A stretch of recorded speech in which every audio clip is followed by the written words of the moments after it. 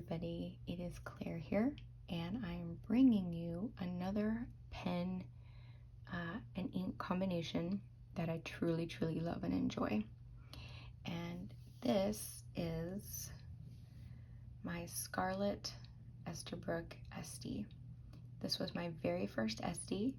I got it at Anamoya in January, which was where I worked, and it was just sitting in our fountain pen cabinet, unloved, unused, just waiting for a home. And I really wanted to try an Esterbrook Estie, or I actually wanted to own one.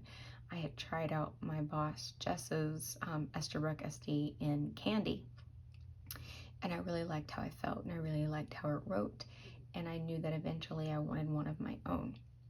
So this was my very first one. I bought it in the store, and it took me about 4 or 5 different ink fill-ups to find the perfect ink for this pen.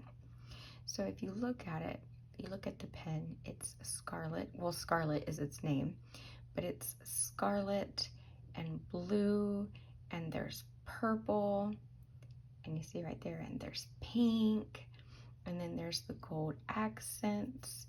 It's just it's a beautiful, absolutely stunning pen. And of course, it has the engraved Esterbrook logo in gold. And I got mine with a medium nib. Actually, it came with a fine nib, but my boss and I traded nibs. She liked the fine nib better, and she had a medium nib on hers. And so we were sitting at our back crafting area one day, and we were like, let's just swap nibs. So that's what we did. It's fun having a boss who's into fountain pens like you are. But it has a beautiful steel nib on it that is colored gold. Has beautiful scroll work on the sides, and the Esterbrook name there. The newer Esterbrook pens have the Esterbrook logo on there, the Esterbrook Infinity logo. So this is just a fantastic pen. I'm so glad and so lucky to have this pen in my collection. I love the cigar shape of it. I love the section. I love how it feels, and I love that the threading is not hard or rough or sharp at all. It's very smooth and soft. So it makes my grip just very comfortable for long writing sections.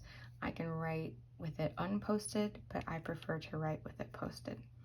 That just feels so much more balanced to me. It's not a heavy pen because it's acrylic. It's very light. It's not as light as, say, like a Lamy Safari is, but it's not a heavy pen either.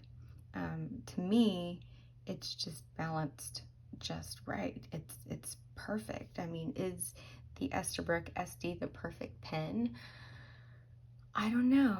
I think it may be, except for my, Pilot Custom 823. Nothing can compare to that pen, but I think the Esterbrook Estie comes in there at a very close second. I now have 2 Esties. I have this Estie's sister, which is Rainforest, and I absolutely love them. Someday in the future, I would not mind adding another Esterbrook Estie to my collection, but I am not going to go out and try to do that now. I just sold a whole bunch of pens not long ago so that I could get the Esterbrook Camden in Oktoberfest, which I love, and I actually am looking at selling even more of my pens, but I'm not going to buy any more pens. I need to really work on paying off my student loans. So I think a few pens are going to be on the chopping block for that. But anyway, this pen is just so amazing. I love the colors. I love how it feels in my hand, and I enjoy pairing it with Pilot Iroshizuku Yama-Budo. I don't know if you can tell, but this bottle is like a third of the way full. I have used this ink so much. It's one of my favorite inks, and it pairs so well with this pen. Absolutely beautiful. I love how it picks up the magenta in the pen. As you can see, as I turn it, it picks up and then just blends with the magenta, and it's just a highlight. It's just beautiful. It's a beautiful combination. I love them both together. This is the only ink that I will use in this pen, hands down.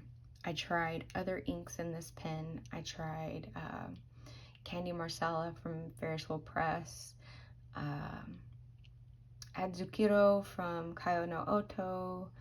I tried, oh gosh, what were the other ones? There were a few other ones that I tried, samples that I got from the shop, Anamoya, and I didn't like any of them. And so I just noticed one day as I was turning it and just looking at how beautiful it was, that some of these chunks just looked very magenta. And I reached for my YamaBudo and I thought maybe, just maybe, and it is now a pen and ink combination that I absolutely adore. I will never ink this pen up with anything else other than YamaBudo. It's the perfect ink for this pen, absolutely hands down. So what I'm going to do now is I'm going to give you a writing sample, and yeah.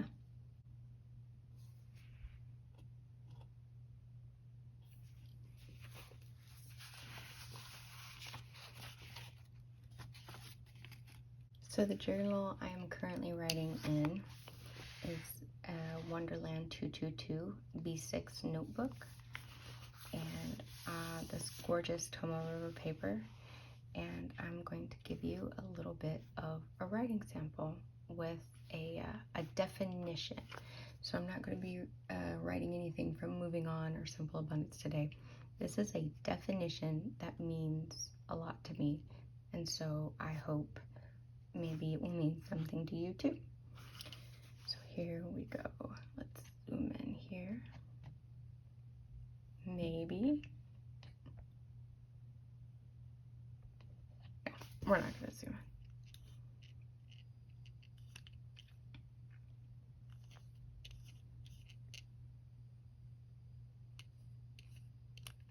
I like how it has the spring-loaded cap. You push it in and twist to cap it. And then when you unscrew it, it just pops right up. All right, here is the definition that I want to write. Okay.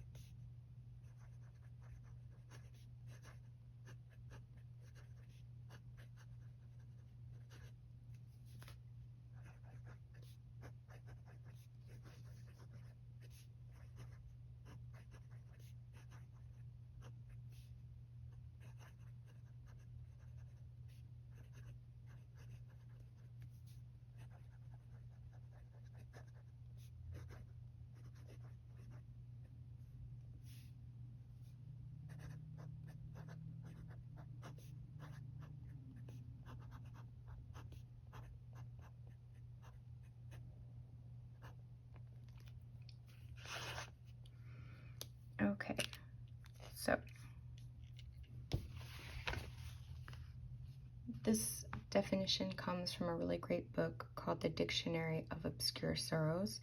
I'll actually be doing a video on this book as well. But in the meantime, this is 1202. The tipping point when your brain becomes so overwhelmed with tasks you need to do, you feel too guilty to put anything off until later, prioritizing every little thing at the top of the list, leaving you immobilized. Story of my life. Thank you guys so much for watching. Thanks for watching all my videos. If you like this video, please give it a like, please subscribe, and I hope to see you in my next pen and ink pairing combination video. Thanks so much.